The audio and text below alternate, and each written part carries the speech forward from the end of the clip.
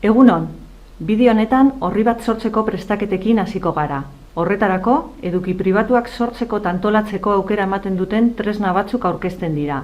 Geroago, eduki horiek orrietan txertatu ahal izango ditugu.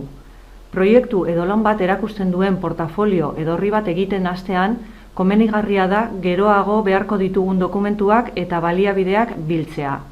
Helburu horretarako, lagungarria izan daiteke sortu atalaren baitan aurki daitekeen fitxategiak aukera. Fitxategien direktori honek baliabide ezberdinak, PDF dokumentuak, aurkezpenak edo irudiak, karpeta ezberdinetan gordetzeko eta antolatzeko aukera ematen digu. Orri bat osatzen dugunean, elementu horiek helburu ezberdinak bete ditzakete.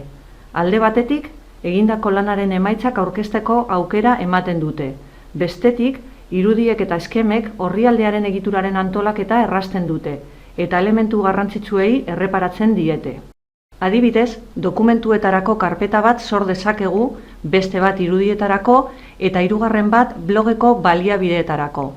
Kontutan izan behar da, interneten bilatzen diren edukiek, batez ere irudiek, gure web orrian baimenik gabe argitaratzea debekatzen diguten egile eskubideak izan ditzaketela.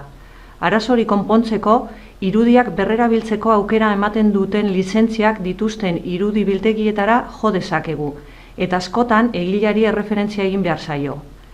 Atribuzio hori deskribapen eremuan gehitu dezakegu, irudia txertatzen dugun orrian aurreragoiko erakusteko. Orri honetarako eduki osagarriak atalean lizentzia irakiak dituzten irudi bankuetarako estekak daude.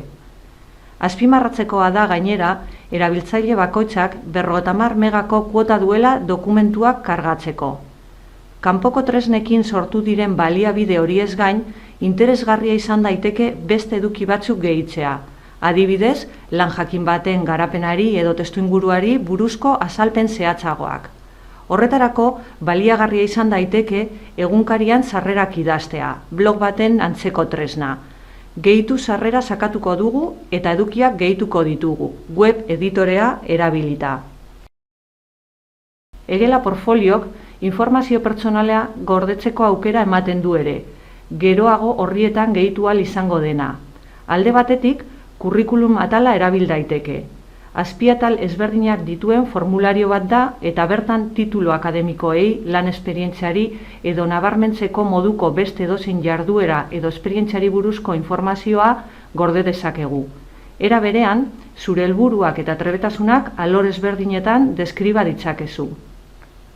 Bestalde, profil atalean, erabiltzaile menuaren barruan, harremanetarako datuak, webgune ezberdinen helbideak, sare sozialak eta abar gorde daitezke.